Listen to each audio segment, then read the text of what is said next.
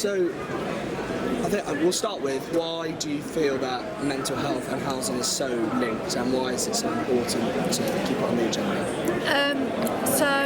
It's linked from the people who live in our homes perspective, because if we want people to have good lives, we need to solve the housing crisis, because that will enable people to have the good homes they need to keep their mental health to be mentally well. So there's a massive link from that. But we've seen during the pandemic, for example, a doubling of the number of our customers who are on universal credit. We absolutely need to keep the lifeline, because that is not enabling people to live lavish lives, but it is the difference between eating and not eating. And we know that one of the things that people most worry about and that most causes mental health difficulty is problems with finance, problems with money.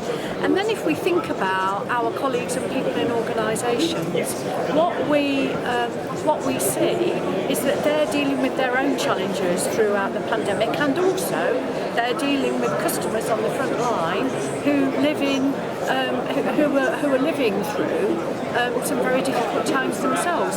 So we have a responsibility to do both. I think we have a responsibility to support our customers where they need it. It's not like some sort of sheep dip, this is the service we have and this is what you're going to get. To support our customers where they need it with that targeted, appropriate intervention at the time.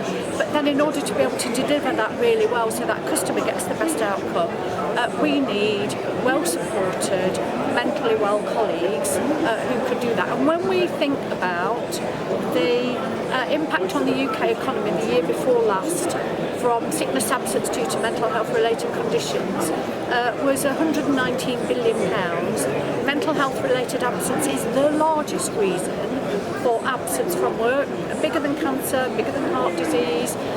Actually, we have a moral responsibility to be better, and for the finance people who are worried about the numbers of the additional programmes and support we're putting in, actually we can get rid of some of that £119 billion cost if we get our act together and sort it out. Absolutely. And we've seen over these 3 days the kind of culmination of some fundraising, and it's been absolutely fantastic. We set to kind of come together. Trying to give us a little bit about some of those fundraising efforts. And so many of you, many people watching this will know that I did a big campaign around mental health and support of mind during my CIH presidency. We have a fantastic president now in Jo Richardson who's supporting work around youth homelessness. But because of the pandemic, we had some delayed fundraising events. One of those was on Monday night, where the Longhurst Group very kindly gave over their stakeholder dinner as a fundraiser between Mind and Harry's Poles, which is a wonderful charity supporting families of profoundly disabled young people. And Harry actually is having a major operation today, so thoughts out to him. That raised £12,000. I was blown away by people's generosity.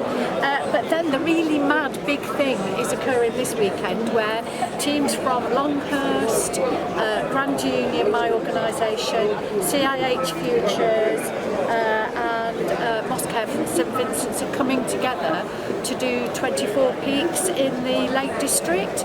And frankly, actually, they're on the heads red, because it's 24 peaks, each over 2,600 feet, 50 miles over the 2 days. They'll be knackered. But so far, fundraising on the GoFundMe is nearly at £36,000. So I'm sure my lovely colleagues from HQM will put the link on there, so that if anybody watching this wants to donate, you can do that. Absolutely fantastic. Thank you so much. That's my pleasure.